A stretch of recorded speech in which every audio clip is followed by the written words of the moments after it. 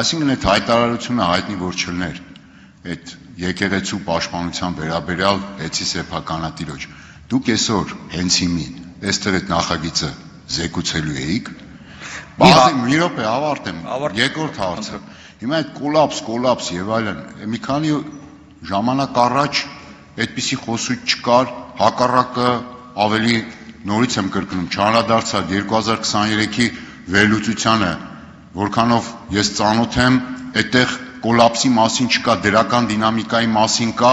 2024-ի հաղորդումն էլ եղավ, նորից այդպիսի կոլապսներ եւ այլն չկար։ Հետո բեցը, օրինակ, բարձրավոր էլեկտրացանցը, որ պետական է, չէ՞, կարծեմ։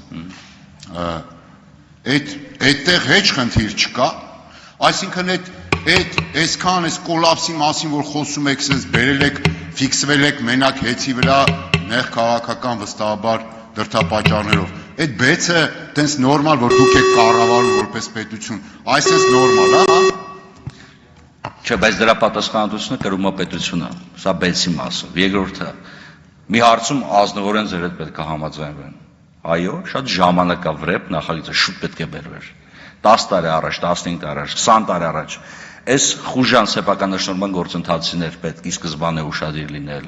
Պետք չէր պետության մեջ պետություն կառուցել, դա առումով ձեր հետ համաձայն եմ, ուշացած է եւ ներողություն եմ խնդրում, որ ուշացրել ենք։ Ինչ վերաբերում է մնացած էլեմենտներին էներգետիկայի համակարգում, ընդունում եք, պարոն Ավետիսյան, որ սա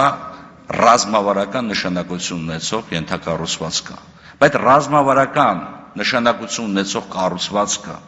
կարա հայտնվի մասնավորի, ել չեմ ասում, ընտանիքի ձեռքում։ Մենք այդպիսի պետություն ենք ուզում ձեզ հետ։ Դաշնակցության գաղափարական հենքը